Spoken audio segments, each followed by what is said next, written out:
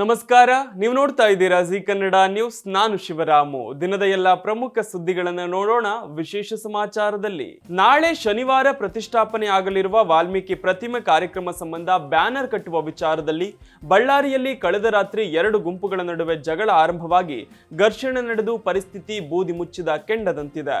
ಪರಿಣಾಮ ಪೊಲೀಸರು ಸೆಕ್ಷನ್ 144 ಜಾರಿ ಮಾಡಿದ್ದಾರೆ. ಬ್ಯಾನರ್ ಕಟ್ಟುವ ವಿಚಾರವಾಗಿ ನಡೆದ ಗಲಾಟೆ ವಿಕೋಪಕ್ಕೆ ತಿರುಗಿ ಕಾಂಗ್ರೆಸ್ ಕಾರ್ಯಕರ್ತನ ಗುಂಡೇಟಿಗೆ ಬಲಿಯಾದ ದಾರುಣ ಘಟನೆ ನಿನ್ನೆ ಬಳ್ಳಾರಿಯಲ್ಲಿ ನಡೆದಿದೆ. ಶಾಸಕ ಜನಾರ್ದನ ರೆಡ್ಡಿ ಮನೆ ಎದುರು ಈ ಘಟನೆ ಸಂಭವಿಸಿದೆ. ನಾಳೆ ವಾಲ್ಮೀಕಿ ಪುತ್ಥಳಿ ಅನಾವರಣ ಕಾರ್ಯಕ್ರಮದ ಹಿನ್ನೆಲೆ ಬಳ್ಳಾರಿ ನಗರದಾದ್ಯಂತ ಬ್ಯಾನರ್ಗಳನ್ನು ಅಳವಡಿಸಲಾಗುತ್ತಿದೆ. ಅದೇ ರೀತಿ ಜನಾರ್ದನ ರೆಡ್ಡಿ ಅವರ ನಿವಾಸದೆದುರು ಬ್ಯಾನರ್ ಅಳವಡಿಸುವುದನ್ನು ಅವರ ಬೆಂಬಲಿಗರು ವಿರೋಧಿಸಿದ್ದಾರೆ. ಈ ವೇಳೆ ಜನಾರ್ದನ ರೆಡ್ಡಿ ಹಾಗೂ ಶಾಸಕ ಭರತ್ ರೆಡ್ಡಿ ಬೆಂಬಲಿಗರ ನಡುವೆ ಭೀಕರ ಸಂಘರ್ಷವೇ ನಡೆದು ಹೋಗಿದೆ. ಈ ಸಂಘರ್ಷದ ನಡುವೆ ಅಚಾನಕ್ಕಾಗಿ ಸಿಡಿದ ಗುಂಡಿಗೆ ಕಾಂಗ್ರೆಸ್ ಕಾರ್ಯಕರ್ತ ರಾಜಶೇಖರ್ ಮೃತಪಟ್ಟಿದ್ದಾರೆ. ಕಾಂಗ್ರೆಸ್ ಶಾಸಕ ನಾರಾ ಭರತ್ ರೆಡ್ಡಿ ಹಾಗೂ ಗಂಗಾವತಿ ಶಾಸಕ ಜನಾರ್ದನ ರೆಡ್ಡಿ ಅವರ ಸಾವಿರಾರು ಬೆಂಬಲಿಗರು ಬಡಿಗೆ, ಕಬ್ಬಿಣದ ರಾಡ್, ಕಲ್ಲು ಹಿಡಿದು ಬಡಿದಾಡಿಕೊಂಡಿದ್ದಾರೆ. ಶಾಸಕ ನಾರಾ ಭರತ್ ರೆಡ್ಡಿ ಆಪ್ತ ಸತೀಶ್ ರೆಡ್ಡಿ ಖಾಸಗಿ ಅಂಗರಕ್ಷಕರು ಗುಂಡು ಹಾರಿಸಿದ್ದಾರೆ. ಪರಿಸ್ಥಿತಿ ನಿಯಂತ್ರಿಸಲು ಪೊಲೀಸರು 6 ಸುತ್ತು ಗಾಳಿಯಲ್ಲಿ ಗುಂಡು ಹಾರಿಸಿ ಬಳಿಕ ಗೋಲಿಬಾರ್ ನಡೆಸಿದ್ದಾರೆ. ಈ ವೇಳೆ ಗುಂಡೇಟಿಗೆ ಓರ್ವ ಯುವಕ ಬಲಿಯಾಗಿದ್ದಾನೆ. ಹಲವಾರು ಮಂದಿ ಗಾಯಗೊಂಡಿದ್ದಾರೆ. ನಗರದಲ್ಲಿ 144 ಸೆಕ್ಷನ್ ಜಾರಿ ಮಾಡಲಾಗಿದೆ. ಮೃತಪಟ್ಟ ವ್ಯಕ್ತಿಯನ್ನ ಬಳ್ಳಾರಿ ಹುಸೇನ ನಗರದ 26 ವರ್ಷದ ರಾಜಶೇಖರ ಎಂದು ಹೇಳಲಾಗಿದೆ. ಆತ ತಮ್ಮ ಬೆಂಬಲಿಗ ಎಂದು ಕಾಂಗ್ರೆಸ್ ಶಾಸಕ ನಾರಾ ಭರತ್ ರೆಡ್ಡಿ ಮಾಧ್ಯಮಗಳಿಗೆ ಖಚಿತಪಡಿಸಿದ್ದಾರೆ. ಬಿಜೆಪಿ ಶಾಸಕ ಜನಾರ್ದನ ರೆಡ್ಡಿ ಮನೆ ಬಳಿ ಈ ಘಟನೆ ನಡೆದಿದೆ. ವಾಲ್ಮೀಕಿ ಪ್ರತಿಮೆ ಅನಾವರಣ ಕಾರ್ಯಕ್ರಮ ನಿಮಿತ್ತ ಬಳ್ಳಾರಿ ನಗರದ ಬಹುತೇಕ ಕಡೆಗಳಲ್ಲಿ ಕಾಂಗ್ರೆಸ್ ಶಾಸಕ ನಾರಾ ಭರತ್ ರೆಡ್ಡಿ ಭಾವಚಿತ್ರವಿದ್ದ ಬ್ಯಾನರ್ಗಳನ್ನು ಕಟ್ಟಲಾಗಿದೆ. ಅದರಂತೆ ಬಿಜೆಪಿ ಶಾಸಕ ಜನಾರ್ದನ ರೆಡ್ಡಿ ಮನೆಯ ಎದುರಿನ ಜಾಗದಲ್ಲೂ ಕಟ್ಟಲಾಗಿತ್ತು. ಅದನ್ನು ಕಂಡ ಜನಾರ್ದನ ರೆಡ್ಡಿ ಆ ಬ್ಯಾನರ್ ತೆರವುಗೊಳಿಸಿದ್ದಾರೆ. ಅದು ಘರ್ಷಣೆಗೆ ಕಾರಣವಾಗಿದೆ. ಬ್ಯಾನರ್ ತೆರವುಗೊಳಿಸಿದ ಸುದ್ದಿ ತಿಳಿದ ಭರತ್ ರೆಡ್ಡಿ ಬೆಂಬಲಿಗ ಎನ್ನಲಾದ ಸತೀಶ್ ರೆಡ್ಡಿ ಎಂಬುವವರು ಜನಾರ್ದನ ರೆಡ್ಡಿ ಮನೆಯೆದುರು ರಸ್ತೆಯಲ್ಲಿ ಕುರ್ಚಿ ಹಾಕಿ ಕುಳಿತು ದರ್ಪದಿಂದ ಪುನಃ ಬ್ಯಾನರ್ ಕಟ್ಟಿಸಿದ್ರು ಎನ್ನಲಾಗಿದೆ. ಗಲಾಟೆ ಮಾಡುತ್ತಿರುವುದನ್ನು ತಿಳಿದು ಸ್ಥಳಕ್ಕೆ ಬಂದ ಶ್ರೀರಾಮುಲು ಪರಿಸ್ಥಿತಿ ತಿಳಿಗೊಳಿಸಲು ಪ್ರಯತ್ನಿಸಿದ್ರು. ಅವರ ಮಾತು ಕೇಳದ ಭರತ್ ರೆಡ್ಡಿ ಬೆಂಬಲಿಗರು ಕಲ್ಲು ತೂರಾಟ ನಡೆಸಿದ್ದಾರೆ. ಅತ್ತ ಜನಾರ್ದನ ರೆಡ್ಡಿ ಬೆಂಬಲಿಗರು ಕೂಡ ಘರ್ಷಣೆಗೆ ಇಳಿದಿದ್ದಾರೆ. ಎರಡೂ ಬಣಗಳ ನಡುವೆ ಮೊದಲಿಗೆ ಮಾತಿನ ಚಕಮಕಿ ನಡೆದಿದೆ. ಬಳಿಕ ಪರಸ್ಪರ ಕಲ್ಲು ತೂರಾಟ ನಡೆಸಿದ್ದಾರೆ. ಈ ವಿಷಯ ತಿಳಿದು ಜನಾರ್ದನ ರೆಡ್ಡಿ ಸ್ಥಳಕ್ಕೆ ಬಂದಿದ್ದಾರೆ. ಈ ವೇಳೆ ಸತೀಶ್ ರೆಡ್ಡಿ ಖಾಸಗಿ ಅಂಗರಕ್ಷಕರು 2 ಸುತ್ತು ಗುಂಡು ಹಾರಿಸಿದ್ದಾರೆ. ಆ ಗುಂಡಿನ ಖಾಲಿ ಕೊಳವೆ ಪ್ರದರ್ಶಿಸಿದ ಜನಾರ್ದನ ರೆಡ್ಡಿ ಇದು ನನ್ನ ಹತ್ಯೆಗೆ ನಡೆದ ಯತ್ನ ಎಂದು ಆರೋಪಿಸಿ ತಮ್ಮ ಗುಂಪಿನೊಂದಿಗೆ ಘರ್ಷಣೆಗೆ ಇಳಿದಿದ್ದಾರೆ. ಘರ್ಷಣೆಯಲ್ಲಿ ಹಲವರಿಗೆ ಗಾಯಗಳಾಗಿದೆ. ಈ ವಿಷಯ ತಿಳಿದು ಶಾಸಕ ಭರತ್ ರೆಡ್ಡಿ ಅವರ 1000ಕ್ಕೂ ಹೆಚ್ಚು ಬೆಂಬಲಿಗರು ಬಂದಿದ್ದಾರೆ. ನಂತರ ನಗರದ ಎಸ್ಪಿ ಸರ್ಕಲ್ನಿಂದ ಜನಾರ್ದನ ರೆಡ್ಡಿ ನಿವಾಸಕ್ಕೆ ದೊಣ್ಣೆ, ಕೋಲು, ಕಟ್ಟಿಗೆ, ಕಲ್ಲುಗಳೊಂದಿಗೆ ಬಂದು ದಾಳಿ ನಡೆಸಿದ್ದಾರೆ. ಈ ವೇಳೆ ಜನಾರ್ದನ ರೆಡ್ಡಿಯ ನಿವಾಸದ ಕಿಟಕಿ ಗಾಜುಗಳು ಹಾನಿಗೀಡಾಗಿವೆ. ಪೊಲೀಸರು ಮಧ್ಯಪ್ರವೇಶಿಸಿ ಗಾಳಿಯಲ್ಲಿ ಹಲವು ಸುತ್ತು ಗುಂಡು ಹಾರಿಸಿದ್ದಾರೆ.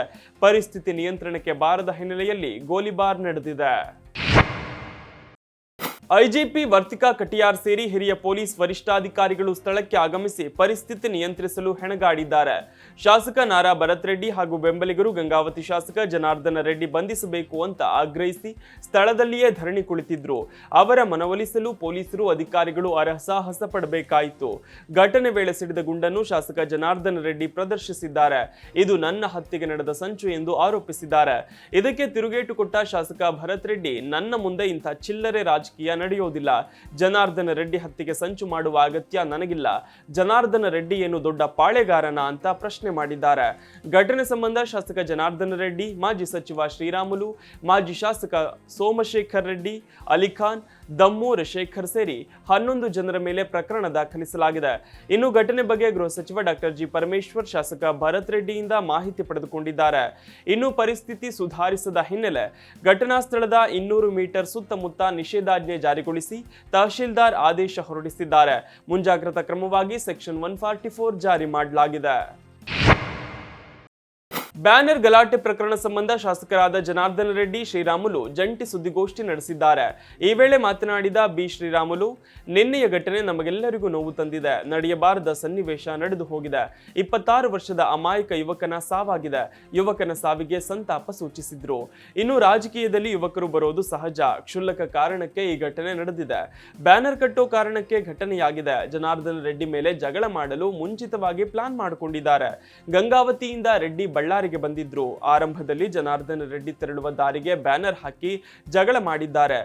ಇನ್ನು ಸಡನ್ ಆಗಿ ಅವರ ಮೇಲೆ ದಾಳಿ ಮಾಡಿದ್ದಾರೆ. ಆಗ ನೂಕು ನುಗ್ಗಲು ಉಂಟಾಗಿ ಅಹಿತಕರ ಘಟನೆ ನಡೆದಿತ್ತು. ಸತೀಶ್ ರೆಡ್ಡಿಯ ಬಾಡಿಗಾರ್ಡ್ಸ್ ಬಿಹಾರದವರು. ಅವರು ಸಿನಿಮೀಯ ರೀತಿಯಲ್ಲಿ ಫೈರ್ ಮಾಡಿದ್ದಾರೆ. ಖಾಸಗಿ ಗನ್ಮ್ಯಾನ್ ಫೈರ್ ಮಾಡಿದ್ದಾರೆ. ಅವರಿಗೆ ಫೈರ್ ಮಾಡಲು ಹಕ್ಕು ಕೊಟ್ಟವರು ಯಾರು? .5 ಬುಲೆಟ್ ಹಾರಿಸಿದ್ದಾರೆ. ನಮ್ಮವರ ಮೇಲೆ ಮಳೆ ಸುರಿದ ಹಾಗೆ ಕಲ್ಲು ಸುರಿಸಿದ್ದಾರೆ.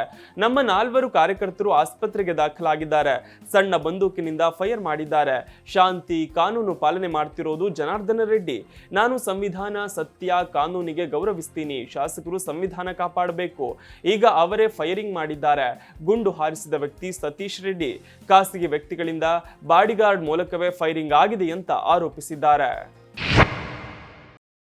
ಕೋಗಿಲು ನಿರಾಶ್ರಿತರಿಗೆ ಮಾನವೀಯತೆ ದೃಷ್ಟಿಯಿಂದ ಮನೆಗಳನ್ನು ನೀಡುವ ನಿರ್ಧಾರಕ್ಕೆ ಜನರು ಹಾಗೂ ವಿಪಕ್ಷಗಳ ವಿರೋಧ ಹಾಗೂ ಟೀಕೆಗಳು ವ್ಯಕ್ತವಾದ ಹಿನ್ನೆಲೆಯಲ್ಲಿ ರಾಜ್ಯ ಸರ್ಕಾರ ಇದೀಗ ವಿರೋಧ ಟೀಕೆಗಳಿಗೆ ಮಣಿದಿದ್ದು ಮನೆ ಹಂಚಿಕೆ ನಿರ್ಧಾರಕ್ಕೆ ತಡೆ ನೀಡಿದೆ. ಬೆಂಗಳೂರಿನ ಕೋಗಿಲು ಬಡಾವಣೆಯಲ್ಲಿ ಅಕ್ರಮ ಕಟ್ಟಡಗಳ ತೆರವು ಮಾಡಿದ್ದು ಟೀಕೆಗೊಳಗಾದ ಬೆನ್ನಲ್ಲೇ ಸಂತ್ರಸ್ತರಿಗೆ ರಾಜೀವ್ ಗಾಂಧಿ ವಸತಿ ನಿಗಮದಿಂದ ಆಶ್ರಯ ಯೋಜನೆಯಡಿ ಮನೆ ನೀಡುವುದಾಗಿ ಸರ್ಕಾರ ಹೇಳಿತ್ತು. ಅದರಂತೆ ಇಂದು ಮನೆ ಹಂಚಿಕೆ ಆಗಲಿದೆ ಅಂತಲೂ ಹೇಳಲಾಗಿತ್ತು. ಇದಕ್ಕೆ ತೀವ್ರ ಟೀಕೆ ಹಾಗೂ ವಿರೋಧಗಳು ವ್ಯಕ್ತವಾಗಿದ್ದವು. ಅಲ್ಪಸಂಖ್ಯಾತ ಸಮುದಾಯವನ್ನು ಸಮಾಧಾನಪಡಿಸಲು ಸರ್ಕಾರ ಅಕ್ರಮ ಬಾಂಗ್ಲಾದೇಶಿ ಮುಸ್ಲಿಮರು ಮತ್ತು ಪಶ್ಚಿಮ ಬಂಗಾಳ ಸೇರಿದಂತೆ ಇತರ ರಾಜ್ಯಗಳಿಂದ ವಲಸೆ ಬಂದವರಿಗೆ ಮನೆಗಳನ್ನು ಮಂಜೂರು ಮಾಡುತ್ತಿದೆ. ಕಾಂಗ್ರೆಸ್ ಸರ್ಕಾರ ಕೇರಳದ ಒತ್ತಡಕ್ಕೆ ಮಣಿಯುತ್ತಿದೆ ಎಂದು ಬಿಜೆಪಿ ಆರೋಪಿಸಿತ್ತು. ಈ ಹಿನ್ನೆಲೆಯಲ್ಲಿ ಪ್ರತಿಕ್ರಿಯೆ ನೀಡಿರುವ ವಸತಿ ಸಚಿವ ಬಿಜೆಡ್ ಜಮೀರ್ ಅಹಮದ್ ಖಾನ್ ಅವರು ಫಲಾನುಭವಿಗಳ ದಾಖಲೆಗಳ ಪರಿಶೀಲನೆಯ ನಂತರ ಮನೆ ಹಂಚಿಕೆ ಮಾಡಲಾಗುವುದು ಎಂದು ಹೇಳಿದ್ದಾರೆ. ಜಿಬಿಎ ಮತ್ತು ರಾಜೀವ್ ಗಾಂಧಿ ವಸತಿ ನಿಗಮವು ದಾಖಲೆಗಳನ್ನು ಪರಿಶೀಲಿಸಿ ಬೈಯಪ್ಪನಹಳ್ಳಿಯಲ್ಲಿರುವ ಕರ್ನಾಟಕ ವಸತಿ ಮಂಡಳಿಯ ಕ್ವಾರ್ಟರ್ಸ್ಗಳಲ್ಲಿ ಅರ್ಹರಿಗೆ ಮಾತ್ರ ವಸತಿ ಒದಗಿಸಲಿದೆ ಎಂದು ತಿಳಿಸಿದ್ದಾರೆ. ಸೋಷಿಯಲ್ ಮೀಡಿಯಾದಲ್ಲಿ ತಮಗೆ ಬರೋ ಅಶ್ಲೀಲ ಕಮೆಂಟ್ಗಳು, ಮೆಸೇಜ್ಗಳನ್ನ ಸೆಲೆಬ್ರಿಟಿಗಳು ಮೊದಲೆಲ್ಲ ಸಹಿಸಿಕೊಳ್ತಿದ್ರು. ಆದ್ರೆ ಈಗ ಇದರ ವಿರುದ್ಧ ಸಿಟ್ಟಿಗೇಳ್ತಿದ್ದಾರೆ. ಅನೇಕರು ಈ ವಿಷಯದಲ್ಲಿ ಪೊಲೀಸ್ ಠಾಣೆ ಮೆಟ್ಟಿಲು ಏರುತ್ತಿದ್ದಾರೆ. ರಮ್ಯಾ ಅವರು ಇದೇ ರೀತಿ ಮಾಡಿದ್ರು. ಆ ಬಳಿಕ ದರ್ಶನ್ ಪತ್ನಿ ವಿಜಯಲಕ್ಷ್ಮಿ ಕೂಡ ಅಶ್ಲೀಲ ಕಮೆಂಟ್ ಬಗ್ಗೆ ದೂರು ನೀಡಿದ್ರು. ಈ ಪ್ರಕರಣದಲ್ಲಿ ಈಗ ಇಬ್ಬರನ್ನ ಬಂಧಿಸಲಾಗಿದೆ. ಅವರನ್ನ ಪೊಲೀಸರು ವಿಚಾರಣೆ ನಡೆಸುತ್ತಿದ್ದಾರೆ. ವಿಜಯಲಕ್ಷ್ಮಿ ಅವರಿಗೆ ಸೋಷಿಯಲ್ ಮೀಡಿಯಾದಲ್ಲಿ ಅಶ್ಲೀಲ ಕಮೆಂಟ್ ಹಾಗೂ ಮೆಸೇಜ್ಗಳು ಬಂದಿದ್ವು. ಇದರ ವಿರುದ್ಧ ಅವರು ಪೊಲೀಸರಿಗೆ ದೂರು ನೀಡಿದ್ರು. ಪೊಲೀಸರು ಯಾವುದೇ ಕ್ರಮ ಕೈಗೊಂಡಿಲ್ಲ ಅಂತಲೂ ಕೂಡ ವಿಜಯಲಕ್ಷ್ಮಿ ಅವರು ಇತ್ತೀಚೆಗೆ ಆರೋಪಿಸಿದ್ರು. ಈ ಬೆನ್ನಲ್ಲೇ ಇಬ್ಬರ ಬಂಧನವಾಗಿದೆ. ಬೆಂಗಳೂರಿನ ಚಿಕ್ಕಬಾಣಾವರದ ಆಟೋ ಚಾಲಕ ಚಂದ್ರು ಹಾಗೂ ದಾವಣಗೆರೆ ಮೂಲದ ಇಂಜಿನಿಯರ್ ನಿತಿನ್ ಬಂಧಿತರು. ಇಬ್ಬರೂ ಕೂಡ ವಿಜಯಲಕ್ಷ್ಮಿ ಅವರಿಗೆ ಸಾಮಾಜಿಕ ಜಾಲತಾಣಗಳಲ್ಲಿ ಅಶ್ಲೀಲ ಪದಗಳಿಂದ ನಿಂದಿಸಿದ್ದರು. ಇವರನ್ನ ಸೈಬರ್ ಕ್ರೈಮ್ ಪೊಲೀಸರು ಬಂಧಿಸಿ ವಿಚಾರಣೆ ನಡೆಸಿದ್ದಾರೆ. ಅಶ್ಲೀಲ ಪದಗಳಿಂದ ನಿಂದನೆ ನೋಡಿ ಸಹಿಸದ ವಿಜಯಲಕ್ಷ್ಮಿ ಅವರು ದೂರು ದಾಖಲು ಮಾಡಿದ್ರು. ಈ ಬೆನ್ನಲ್ಲೇ ಎಚ್ಚೆತ್ತುಕೊಂಡಿದ್ದ ಇವರು ಪೋಸ್ಟ್ಗಳನ್ನ ಡಿಲೀಟ್ ಮಾಡಿದ್ರು. ಈ ಮೂಲಕ ತಪ್ಪಿಸಿಕೊಳ್ಳಲು ಪ್ರಯತ್ನಿಸಿದ್ರು. ಆದ್ರೆ IP ಅಡ್ರೆಸ್ ಮೂಲಕ ಇವರ ಮೂಲ ಪತ್ತೆ ಹಚ್ಚಲಾಗಿದೆ.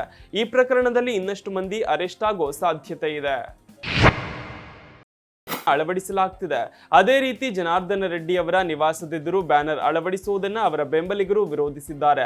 ಈ ವೇಳೆ ಜನಾರ್ದನ ರೆಡ್ಡಿ ಹಾಗೂ ಶಾಸಕ ಭರತ್ ರೆಡ್ಡಿ ಬೆಂಬಲಿಗರ ನಡುವೆ ಭೀಕರ ಸಂಘರ್ಷವೇ ನಡೆದು ಹೋಗಿದೆ. ಈ ಸಂಘರ್ಷದ ನಡುವೆ ಅಚಾನಕ್ಕಾಗಿ ಸಿಡಿದ ಗುಂಡಿಗೆ ಕಾಂಗ್ರೆಸ್ ಕಾರ್ಯಕರ್ತ ರಾಜಶೇಖರ್ ಮೃತಪಟ್ಟಿದ್ದಾರೆ. ಕಾಂಗ್ರೆಸ್ ಶಾಸಕ ನಾರಾ ಭರತ್ ರೆಡ್ಡಿ ಹಾಗೂ ಗಂಗಾವತಿ ಶಾಸಕ ಜನಾರ್ದನ ರೆಡ್ಡಿ ಅವರ ಸಾವಿರಾರು ಬೆಂಬಲಿಗರು ಬಡಿಗೆ, ಕಬ್ಬಿಣದ ರಾಡ್, ಕಲ್ಲು ಹಿಡಿದು ಬಡಿದಾಡಿಕೊಂಡಿದ್ದಾರೆ. ಶಾಸಕ ನಾರಾ ಭರತ್ ರೆಡ್ಡಿ ಆಪ್ತ ಸತೀಶ್ ರೆಡ್ಡಿ ಖಾಸಗಿ ಅಂಗರಕ್ಷಕರು ಗುಂಡು ಹಾರಿಸಿದ್ದಾರೆ. ಪರಿಸ್ಥಿತಿ ನಿಯಂತ್ರಿಸಲು ಪೊಲೀಸರು 6 ಸುತ್ತು ಗಾಳಿಯಲ್ಲಿ ಗುಂಡು ಹಾರಿಸಿ ಬಳಿಕ ಗೋಲಿಬಾರ್ ನಡೆಸಿದ್ದಾರೆ. ಈ ವೇಳೆ ಗುಂಡೇಟಿಗೆ ಓರ್ವ ಯುವಕ ಬಲಿಯಾಗಿದ್ದಾನೆ. ಹಲವಾರು ಮಂದಿ ಗಾಯಗೊಂಡಿದ್ದಾರೆ. ನಗರದಲ್ಲಿ 144 ಸೆಕ್ಷನ್ ಜಾರಿ ಮಾಡಲಾಗಿದೆ. ಮೃತಪಟ್ಟ ವ್ಯಕ್ತಿಯನ್ನ ಬಳ್ಳಾರಿ ಹುಸೇನ ನಗರದ 26 ವರ್ಷದ ರಾಜಶೇಖರ ಎಂದು ಹೇಳಲಾಗಿದೆ. ಆತ ತಮ್ಮ ಬೆಂಬಲಿಗ ಎಂದು ಕಾಂಗ್ರೆಸ್ ಶಾಸಕ ನಾರಾ ಭರತ್ ರೆಡ್ಡಿ ಮಾಧ್ಯಮಗಳಿಗೆ ಖಚಿತಪಡಿಸಿದ್ದಾರೆ. ಬಿಜೆಪಿ ಶಾಸಕ ಜನಾರ್ದನ ರೆಡ್ಡಿ ಮನೆ ಬಳಿ ಈ ಘಟನೆ ನಡೆದಿದೆ. 26-28 ವಾಲ್ಮೀಕಿ ಪ್ರತಿಮೆ ಅನಾವರಣ ಕಾರ್ಯಕ್ರಮ ನಿಮಿತ್ತ ಬಳ್ಳಾರಿ ನಗರದ ಬಹುತೇಕ ಕಡೆಗಳಲ್ಲಿ ಕಾಂಗ್ರೆಸ್ ಶಾಸಕ ನಾರಾ ಭರತ್ ರೆಡ್ಡಿ ಭಾವಚಿತ್ರವಿದ್ದ ಬ್ಯಾನರ್ಗಳನ್ನು ಕಟ್ಟಲಾಗಿದೆ. ಅದರಂತೆ ಬಿಜೆಪಿ ಶಾಸಕ ಜನಾರ್ದನ ರೆಡ್ಡಿ ಮನೆಯ ಎದುರಿನ ಜಾಗದಲ್ಲೂ ಕಟ್ಟಲಾಗಿತ್ತು. ಅದನ್ನು ಕಂಡ ಜನಾರ್ದನ ರೆಡ್ಡಿ ಆ ಬ್ಯಾನರ್ ತೆರವುಗೊಳಿಸಿದ್ದಾರೆ. ಅದು ಘರ್ಷಣೆಗೆ ಕಾರಣವಾಗಿದೆ. ಬ್ಯಾನರ್ ತೆರವುಗೊಳಿಸಿದ ಸುದ್ದಿ ತಿಳಿದ ಭರತ್ ರೆಡ್ಡಿ ಬೆಂಬಲಿಗ ಎನ್ನಲಾದ ಸತೀಶ್ ರೆಡ್ಡಿ ಎಂಬುವವರು ಜನಾರ್ದನ ರೆಡ್ಡಿ ಮನೆಯೆದುರು ರಸ್ತೆಯಲ್ಲಿ ಕುರ್ಚಿ ಹಾಕಿ ಕುಳಿತು ದರ್ಪದಿಂದ ಪುನಃ ಬ್ಯಾನರ್ ಕಟ್ಟಿಸಿದ್ರು ಎನ್ನಲಾಗಿದೆ. ಗಲಾಟೆ ಮಾಡ್ತಿರೋದನ್ನ ವಿಷಯವನ್ನ ತಿಳಿದು ಸ್ಥಳಕ್ಕೆ ಬಂದ ಶ್ರೀರಾಮುಲು ಪರಿಸ್ಥಿತಿ ತಿಳಿಗೊಳಿಸಲು ಪ್ರಯತ್ನಿಸಿದ್ರು. ಅವರ ಮಾತು ಕೇಳದ ಭರತ್ ರೆಡ್ಡಿ ಬೆಂಬಲಿಗರು ಕಲ್ಲು ತೂರಾಟ ನಡೆಸಿದ್ದಾರೆ. ಅತ್ತ ಜನಾರ್ದನ ರೆಡ್ಡಿ ಬೆಂಬಲಿಗರು ಕೂಡ ಘರ್ಷಣೆಗೆ ಇಳಿದಿದ್ದಾರೆ. ಎರಡೂ ಬಣಗಳ ನಡುವೆ ಮೊದಲಿಗೆ ಮಾತಿನ ಚಕಮಕಿ ನಡೆದಿದೆ. ಬಳಿಕ ಪರಸ್ಪರ ಕಲ್ಲು ತೂರಾಟ ನಡೆಸಿದ್ದಾರೆ. ಈ ವಿಷಯ ತಿಳಿದು ಜನಾರ್ದನ ರೆಡ್ಡಿ ಸ್ಥಳಕ್ಕೆ ಬಂದಿದ್ದಾರೆ. ಈ ವೇಳೆ ಸತೀಶ್ ರೆಡ್ಡಿ ಖಾಸಗಿ ಅಂಗರಕ್ಷಕರು 2 ಸುತ್ತು ಗುಂಡು ಹಾರಿಸಿದ್ದಾರೆ. ಆ ಗುಂಡಿನ ಖಾಲಿ ಕೊಳವೆ ಪ್ರದರ್ಶಿಸಿದ ಜನಾರ್ದನ ರೆಡ್ಡಿ ಇದು ನನ್ನ ಹತ್ಯೆಗೆ ನಡೆದ ಯತ್ನ ಎಂದು ಆರೋಪಿಸಿ ತಮ್ಮ ಗುಂಪಿನೊಂದಿಗೆ ಘರ್ಷಣೆಗೆ ಇಳಿದಿದ್ದಾರೆ. ಘರ್ಷಣೆಯಲ್ಲಿ 1000ಕ್ಕೂ ಹೆಚ್ಚು ಬೆಂಬಲಿಗರು ಬಂದಿದ್ದಾರೆ. ನಂತರ ನಗರದ ಎಸ್ಪಿ ಸರ್ಕಲ್ನಿಂದ ಜನಾರ್ದನ ರೆಡ್ಡಿ ನಿವಾಸಕ್ಕೆ ದೊಣ್ಣೆ, ಕೋಲು, ಕಟ್ಟಿಗೆ, ಕಲ್ಲುಗಳೊಂದಿಗೆ ಬಂದು ದಾಳಿ ನಡೆಸಿದ್ದಾರೆ. ಈ ವೇಳೆ ಜನಾರ್ದನ ರೆಡ್ಡಿಯ ನಿವಾಸದ ಕಿಟಕಿ ಗಾಜುಗಳು ಹಾನಿಗೀಡಾಗಿವೆ. ಪೊಲೀಸರು ಮಧ್ಯಪ್ರವೇಶಿಸಿ ಗಾಳಿಯಲ್ಲಿ ಹಲವು ಸುತ್ತು ಗುಂಡು ಹಾರಿಸಿದ್ದಾರೆ. ಪರಿಸ್ಥಿತಿ ನಿಯಂತ್ರಣಕ್ಕೆ ಬಾರದ ಹಿನ್ನೆಲೆಯಲ್ಲಿ ಗೋಲಿಬಾರ್ ನಡೆದಿದೆ.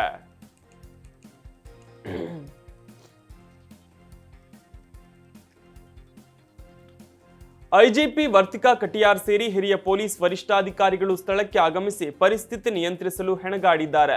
ಶಾಸಕ ನಾರಾ ಭರತ್ ರೆಡ್ಡಿ ಹಾಗೂ ಬೆಂಬಲಿಗರು ಗಂಗಾವತಿ ಶಾಸಕ ಜನಾರ್ದನ ರೆಡ್ಡಿ ಬಂಧಿಸಬೇಕು ಅಂತ ಆಗ್ರಹಿಸಿ ಸ್ಥಳದಲ್ಲಿಯೇ ಧರಣಿ ಕುಳಿತಿದ್ರು. ಅವರ ಮನವೊಲಿಸಲು ಪೊಲೀಸರು ಅಧಿಕಾರಿಗಳು ಹರಸಾಹಸ ಪಡಬೇಕಾಯಿತು. ಘಟನೆ ವೇಳೆ ಸಿಡಿದ ಗುಂಡನ್ನು ಶಾಸಕ ಜನಾರ್ದನ ರೆಡ್ಡಿ ಪ್ರದರ್ಶಿಸಿದ್ದಾರೆ. ಇದು ನನ್ನ ಹತ್ಯೆಗೆ ನಡೆದ ಸಂಚು ಎಂದು ಆರೋಪಿಸಿದ್ದಾರೆ. ಇದಕ್ಕೆ ತಿರುಗೇಟು ಕೊಟ್ಟ ಶಾಸಕ ಭರತ್ ರೆಡ್ಡಿ ನನ್ನ ಮುಂದೆ ಇಂಥ ಚಿಲ್ಲರೆ ರಾಜಕೀಯ ನಡೆಯುವುದಿಲ್ಲ. ಜನಾರ್ದನ ರೆಡ್ಡಿ ಹತ್ಯೆಗೆ ಸಂಚು ದಾಖಲಿಸಲಾಗಿದೆ. ಇನ್ನು ಘಟನೆ ಬಗ್ಗೆ ಗೃಹ ಸಚಿವ ಡಾಕ್ಟರ್ ಜಿ ಪರಮೇಶ್ವರ್ ಶಾಸಕ ಭರತ್ ರೆಡ್ಡಿಯಿಂದ ಮಾಹಿತಿ ಪಡೆದುಕೊಂಡಿದ್ದಾರೆ. ಇನ್ನು ಪರಿಸ್ಥಿತಿ ಸುಧಾರಿಸದ ಹಿನ್ನೆಲೆ ಘಟನಾ ಸ್ಥಳದ 200 ಮೀಟರ್ ಸುತ್ತಮುತ್ತ ನಿಷೇಧಾಜ್ಞೆ ಜಾರಿಗೊಳಿಸಿ ತಹಶೀಲ್ದಾರ್ ಆದೇಶ ಹೊರಡಿಸಿದ್ದಾರೆ. ಮುಂಜಾಗ್ರತಾ ಕ್ರಮವಾಗಿ ಸೆಕ್ಷನ್ 144 ಜಾರಿ ಮಾಡಲಾಗಿದೆ. ಬ್ಯಾನರ್ ಗಲಾಟೆ ಪ್ರಕರಣ ಸಂಬಂಧ ಶಾಸಕರಾದ ಜನಾರ್ದನ ರೆಡ್ಡಿ, ಶ್ರೀರಾಮುಲು ಜಂಟಿ ಸುದ್ದಿಗೋಷ್ಠಿ ನಡೆಸಿದ್ದಾರೆ. ಈ ವೇಳೆ ಮಾತನಾಡಿದ ಬಿ ಶ್ರೀರಾಮುಲು, ನಿನ್ನೆಯ ಘಟನೆ ನಮಗೆಲ್ಲರಿಗೂ ನೋವು ತಂದಿದೆ. ನಡೆಯಬಾರದ ಸನ್ನಿವೇಶ ಯುವಕನ ಸಾವಿಗೆ ಸಂತಾಪ ಸೂಚಿಸಿದ್ರು. ಇನ್ನು ರಾಜಕೀಯದಲ್ಲಿ ಯುವಕರು ಬರೋದು ಸಹಜ. ಕ್ಷುಲ್ಲಕ ಕಾರಣಕ್ಕೆ ಈ ಘಟನೆ ನಡೆದಿದೆ. ಬ್ಯಾನರ್ ಕಟ್ಟೋ ಕಾರಣಕ್ಕೆ ಘಟನೆಯಾಗಿದೆ. ಜನಾರ್ದನ ರೆಡ್ಡಿ ಮೇಲೆ ಜಗಳ ಮಾಡಲು ಮುಂಚಿತವಾಗಿ ಪ್ಲಾನ್ ಮಾಡಿಕೊಂಡಿದ್ದಾರೆ. ಗಂಗಾವತಿಯಿಂದ ರೆಡ್ಡಿ ಬಳ್ಳಾರಿಗೆ ಬಂದಿದ್ರು. ಆರಂಭದಲ್ಲಿ ಜನಾರ್ದನ ರೆಡ್ಡಿ ತೆರಳುವ ದಾರಿಗೆ ಬ್ಯಾನರ್ ಹಾಕಿ ಜಗಳ ಮಾಡಿದ್ದಾರೆ. ಇನ್ನು ಸಡನ್ ಆಗಿ ಅವರ ಮೇಲೆ ದಾಳಿ ಮಾಡಿದ್ದಾರೆ. ಆಗ ನೂಕು ನುಗ್ಗಲು ಉಂಟಾಗಿ ಅಹಿತಕರ ಘಟನೆ ನಡೆದಿತ್ತು. ಸತೀಶ್ ರೆಡ್ಡಿಯ ಬಾಡಿಗಾರ್ಡ್ಸ್ ಬಿಹಾರದವರು. ಅವರು ಸಿನಿಮೀಯ ರೀತಿಯಲ್ಲಿ ಫೈರ್ ಮಾಡಿದ್ದಾರೆ. ಖಾಸಗಿ ಗನ್ಮ್ಯಾನ್ ಫೈರ್ ಮಾಡಿದ್ದಾರೆ. ಅವರಿಗೆ ಫೈರ್ ಮಾಡಲು ಹಕ್ಕು ಕೊಟ್ಟವರು ಯಾರು?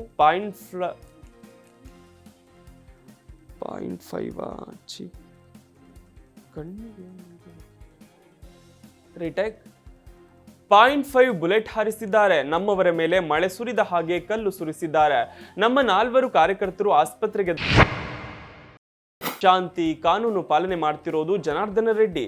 ನಾನು ಸಂವಿಧಾನ, ಸತ್ಯ, ಕಾನೂನಿಗೆ ಗೌರವಿಸ್ತೀನಿ. ಶಾಸಕರು ಸಂವಿಧಾನ ಕಾಪಾಡಬೇಕು. ಈಗ ಅವರೇ ಫೈರಿಂಗ್ ಮಾಡಿದ್ದಾರೆ. ಗುಂಡು ಹಾರಿಸಿದ ವ್ಯಕ್ತಿ ಸತೀಶ್ ರೆಡ್ಡಿ. ಖಾಸಗಿ ವ್ಯಕ್ತಿಗಳಿಂದ ಬಾಡಿಗಾರ್ಡ್ ಮೂಲಕವೇ ಫೈರಿಂಗ್ ಆಗಿದೆ ಅಂತ ಆರೋಪಿಸಿದ್ದಾರೆ.